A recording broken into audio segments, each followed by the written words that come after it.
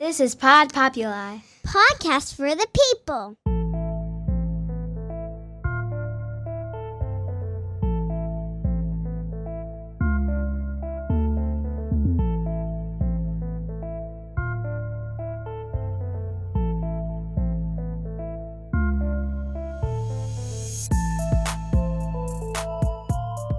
This podcast is for informational purposes only and is not intended to replace professional medical advice or be a substitute for therapy. Please contact a mental health professional as needed. If you are in need of urgent or emergency health care, please contact your mental health provider, call 911, or go to your nearest emergency room.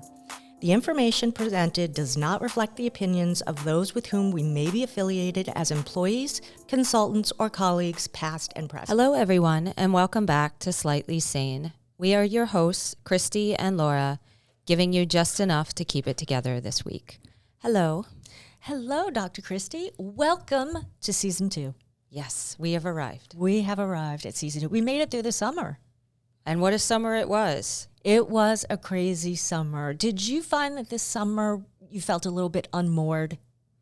Yeah, unanchored, just untethered. Just drifting, kind of. Yeah. One of the things that I think is so interesting is I was listening to all of the parents who are coming into my office who just could not wait for summer to come. Right? Like, I'm done with the routine, I need some free time. And then, I don't know, by July, everyone was kind of like, I can't wait to go back to school. I need the routine. Right. So, like, what is that about? I think we just wear ourselves out. We push through. I mean, this time of year, too, is a lot. So you get through this time of year, you make it through the beginning of the year, and then you're kind of over it. The kids are over it. Kids start fighting with one another because they've been in school together too long and they're losing steam. They bring it home.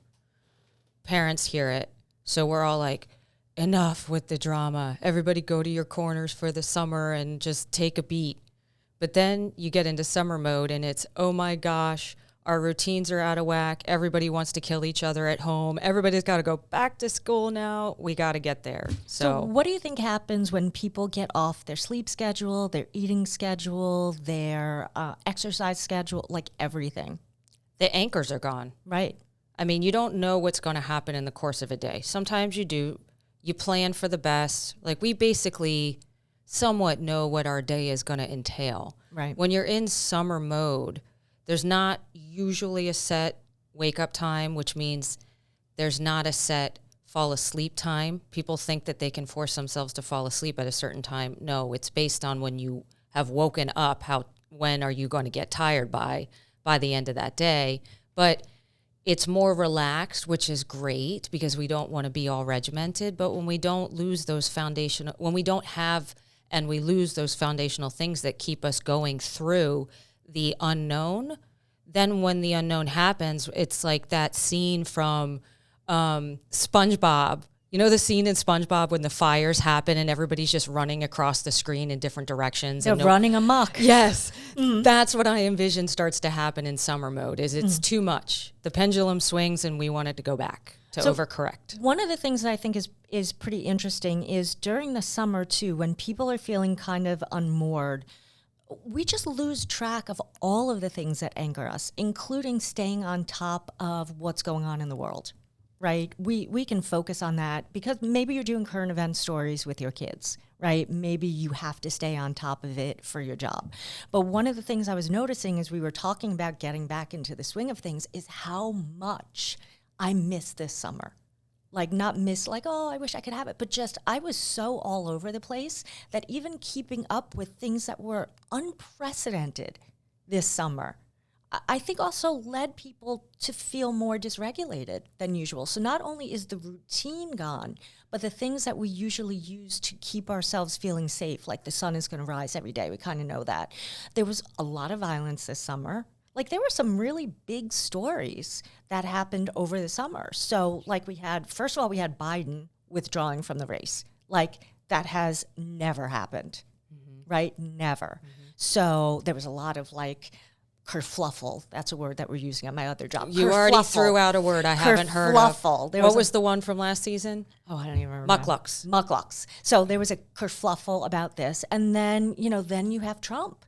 Like, when has that happened? Not once did they try to kill him, but twice. I mean, the second one wasn't really a good try, but you know what I mean? Like, and so we're looking at, okay, it's summer. It's supposed to be relaxation time. We're supposed to be chill, but all of this stuff is going on around us.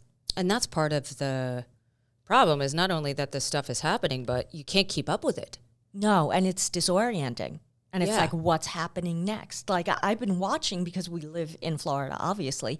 There are always helicopters now.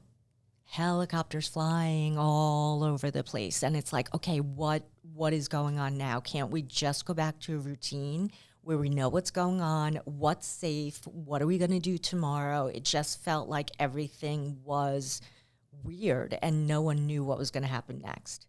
Except for the fact that I think we all knew at some point J-Lo and Ben were not going to make it. That was a huge story. Were you surprised? No. No, not at all. Not even a teeny bit. No. I give them both credit. They tried. I give them credit. They were like, you know what? Let's just go through it again. Who knows? We're both older now. Maybe we're different people. Maybe we're somewhat different. Let's go for it. Got to give him credit for trying. So when did you know it was going to be a jump the shark moment? His face. Now, I have resting bitch face. I've talked about that before. So I say this with a little bit of a, point on it, that I don't want to interpret too much by the face. He just looked so miserable suddenly. I don't know if it was an award show where he was sitting next to her and you could just tell on his face he was just miserable. Oh, that was that disgruntled look he had. Mm-hmm. And then she was yelling at him, and then all of a sudden turned around and was like, because they knew the "Hi, camera. Yes. Yeah. And then it just seemed like he could not get out of it. So I give them props for trying.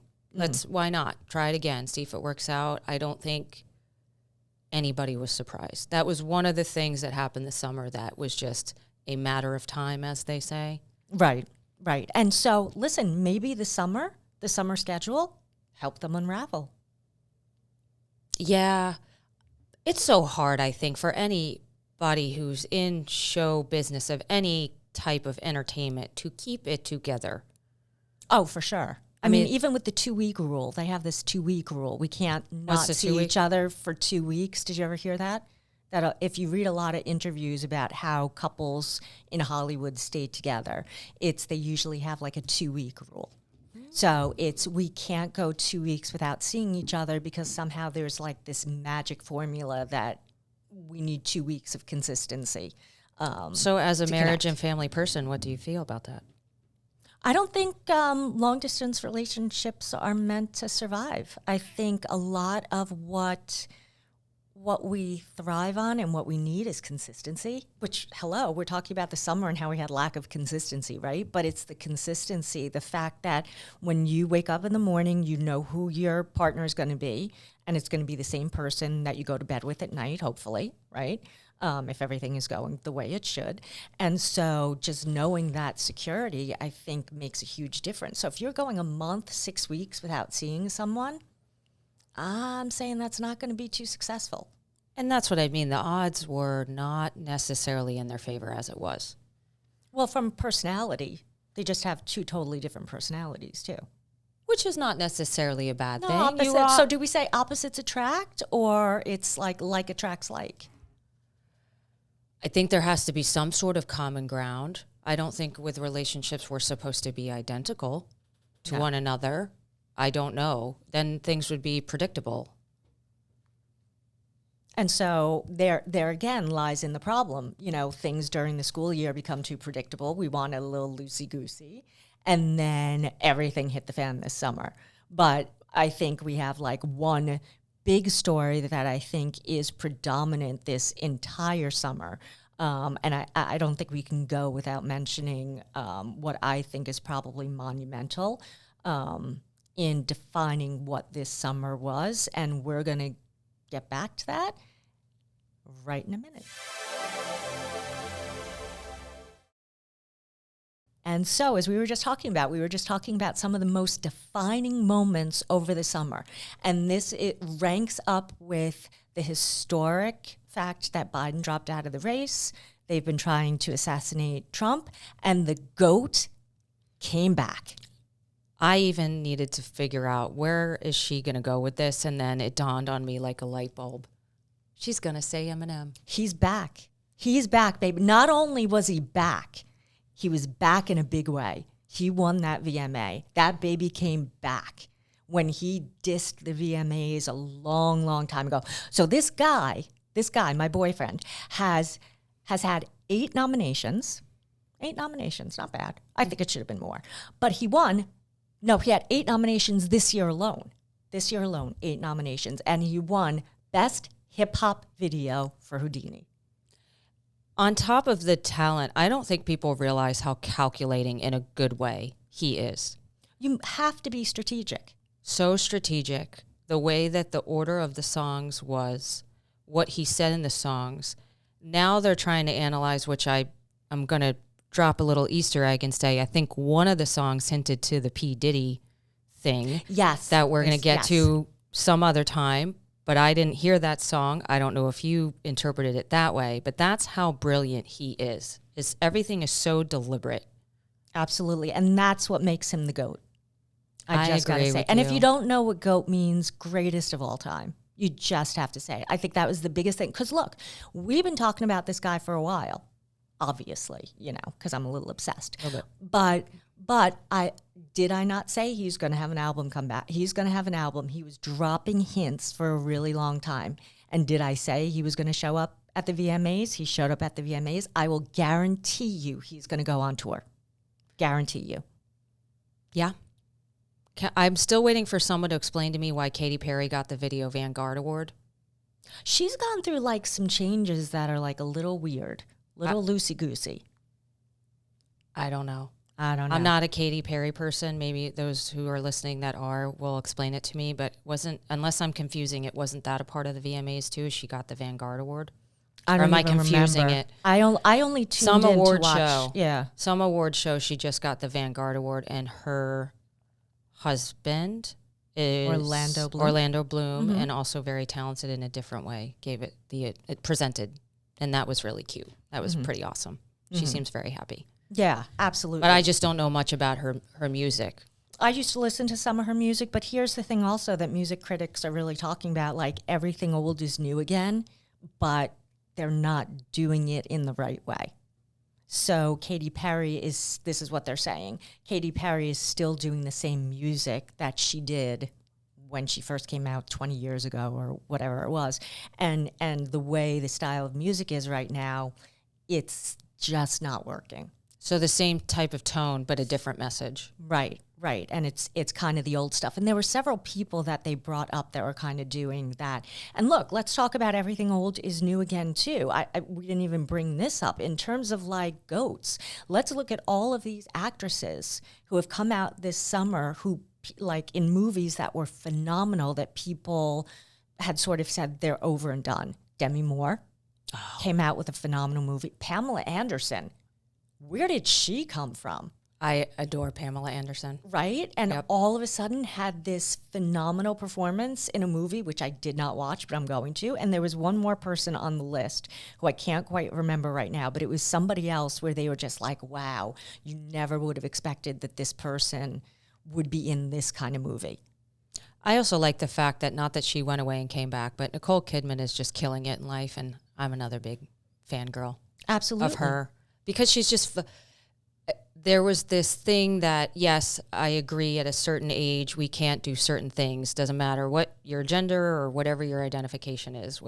But for her to be nailing it right now she's not old, but she's the oldest she's ever been, and she's everywhere. Good for you. Pamela Anderson, one of the things people are talking about is how back when people knew her, with the whole Tommy Lee thing, she was always so done up. Now she's like, hey, this is what I look like. If you like it, great. If you don't, you know what? Go fly a kite somewhere in not nice terms. And I like that. She's just in herself, and that's it. What do you think about this whole trend? I hate to say that it's a trend because it really shouldn't be. The trend of women now going makeup free. She's on the cover of, I want to say Vanity Fair or Vogue. She's on the cover of some magazine, Pamela Anderson, completely makeup free. She attended, what was it? The Met Gala. I think it was the Met Gala. She went to makeup free. And it was like a huge thing that she was daring and whatever because she went makeup free. And it's like, guys, that's how we were born. I think she's earned the right. She's earned the right to do whatever she wants. She really just came out as she was the blonde bombshell. Mm-hmm. I mean, I think everybody knows what she looks like. I don't think she's got to prove it to anybody. She's kind of always had that mentality, and I really appreciate that. I mean, that's another thing I was going to bring up if I remember when we get to that topic about the P. Diddy. She had some comments that were not so nice about people who are victims of assault of some kind and got nailed on that. But the point is, she's true to herself. Whether it's makeup, no makeup, whatever she's doing, that's who she is. And I think that's really kind of cool that she doesn't apologize for that. So it's been so interesting, with this summer of so much like craziness going on, to see like a resurgence of all the people who I've just adored for years, right? It's like kind of weird. It's like, okay, things are changing. There's chaos in the world. Presidents are like trying to get knocked off. They're eating dogs, they're eating cats, whatever he was saying on his debate, whatever he was saying, right? But then you have like, but here's Demi Moore. She reminds me of, before your time, the 80s, the Brat Pack. Good memories for me. Which I think she looks the same. Of course. The pictures I've seen phenomenal. When she did the Brat Pack, she looks the same. She looks phenomenal. Hey, if you're listening, can you please slide us your doctor so we can whatever call you're him up doing, when we're at that point? We want something. Because I will not be like Pamela Anderson, and that's why I appreciate how she is. I am not confident enough to do that. I've been wearing makeup since I was 3. I mean, that's when I started being thrown into dance, which was great. But that's part of the dance culture. It is, and that's why I give her mad props for, like, this isn't where I'm at now. I'm not going to wear makeup. I won't be there. Demi Moore, beautiful, makeup, no makeup. I think that's a great place to be about life.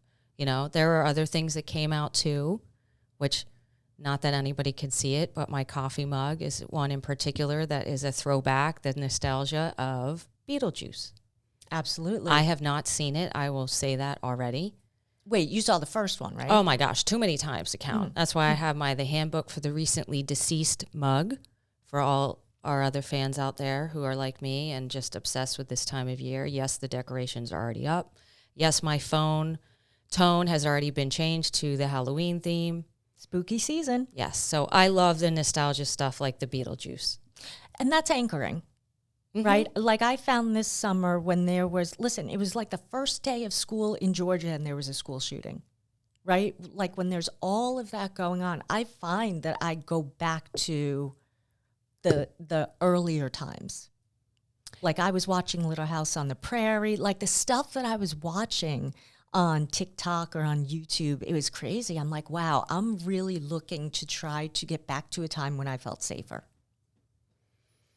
Safe, simple. I don't know if it really was, though. I think maybe just as we go along in time. Maybe we were just ignorant. We didn't know what we didn't know. We didn't think about, we've talked about serial killers. We didn't think about serial killers. I certainly didn't think about if I bought lemonade from a lemonade stand, I never thought, maybe there's a roofie in it. No, and I was asked that the other day was this something that you had to deal with when you went to school, that you had to worry about a threat? Or no, it's not. That was not a part of my day. A part of my day was, how do I get through math? That was a part of my day. Things were, they seemed simpler to me. Whether they were, I don't know. Whether life was greater when it was the original Beetlejuice compared to now, I don't know. That's just how we come up with it in our heads, that life was safer and simpler.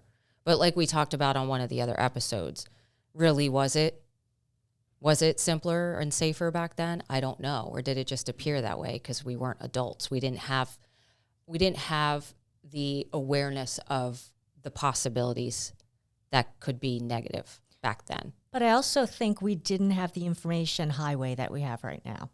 So within minutes, let's say, of Eminem being nominated or Trump being shot. Okay, let's take a real event. Trump being shot. It was all over the news.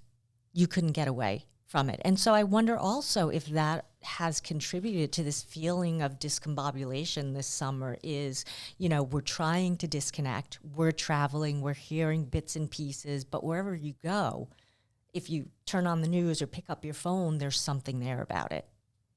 Mm-hmm. Like I remember sitting in class and watching on TV as Challenger exploded. I was in class. Really? Yeah. And I was thinking about, I don't think they said anything. I don't remember them addressing it. It was like, turn off the TV. Okay, let's go. The only thing I remember was my cousin, who was basically my sister. I didn't have an awareness of the world. I was too small, and she was so upset about this thing happening, and I didn't get it. And I felt bad that I didn't get it, and it wasn't her fault. It's just, again, as a kid, you don't really understand the seriousness of what just happened.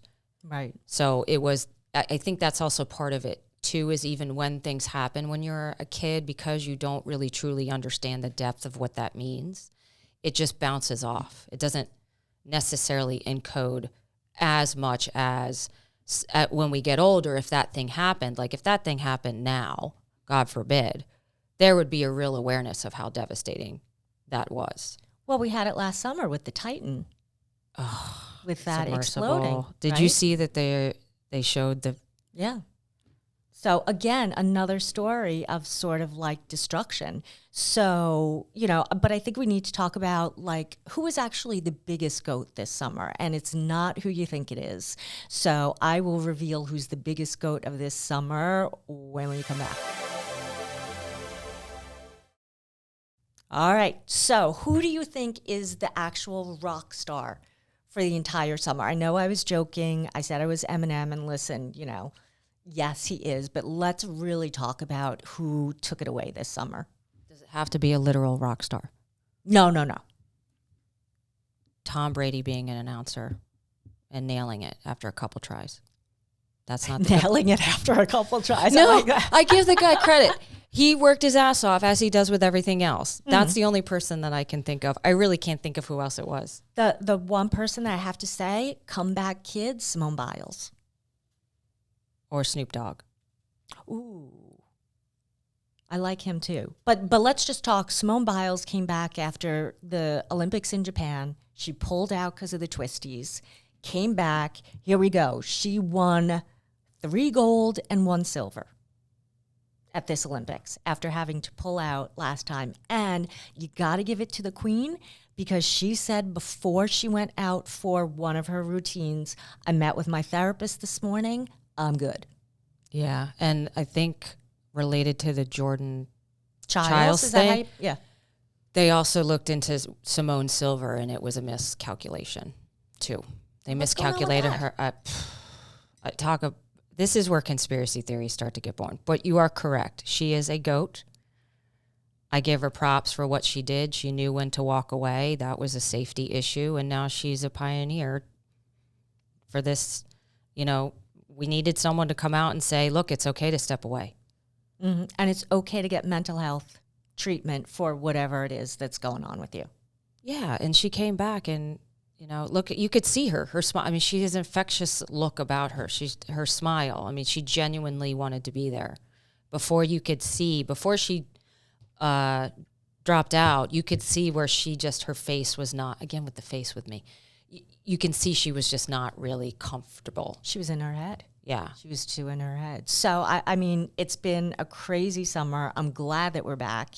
It's fantastic to be here again, to be in the moment. We had some points this summer which were a little bit crazy, but I hope we're heading towards stability. But let's just see. So some take home points here is we want freedom, but we also crave stability. So how do we get a little bit of both? I think people need to figure out, okay, what gives me stability? I know that when things seemed to be spiraling out of control, I went back to that simpler time. Watched those shows that I loved. I pulled out some old teen romance novels that I saved for just such an occasion. Books that are just like candy for me that I used to read when I was a kid. And that just felt good. It just made me feel more grounded. And so I would recommend to people, what is your thing that makes you feel grounded? Bring the structure back in. Friday night, date night, whatever it happens to be that makes you feel anchored, bring it in and use it, because I think that is what helps people get through these tough times where it seems like you can walk out your door and you don't know what to expect. Yeah, and try to, if you can, and we don't have to be so strict about it, but more often than not, I'll say that. We don't know what's going to happen during the day sometimes, like I said before. If we just focus on the bookends, right? How do you start your day? The little things that give you a little bit of that peace before the day starts. End the day with that little bit of peace before the day ends. And that way, whatever happens in between is a little more palatable, because sometimes it throws us off. But that's the part we have more control over, is how does our day start? How does our day end? Sometimes the you-know-what just hits the fan and we hold on for the ride. But if we focus on the small stuff like that, that can make a bigger difference than you realize. So. And we can tell you that Slightly Sane will be here with you weekly, giving you just enough to get through the day, right? So we're back for season 2. So make sure to check us out on Apple, Spotify, YouTube, and wherever else you get your podcasts. Don't forget to give us a rating on Apple. Please leave your comments. Also, we want to hear what you want to know. What do you want to know? Do you have questions for us? Do you have some show ideas? Reach out to us at slightlysanepodcast@gmail.com. Hope you guys have a great day. Peace out. Goodbye.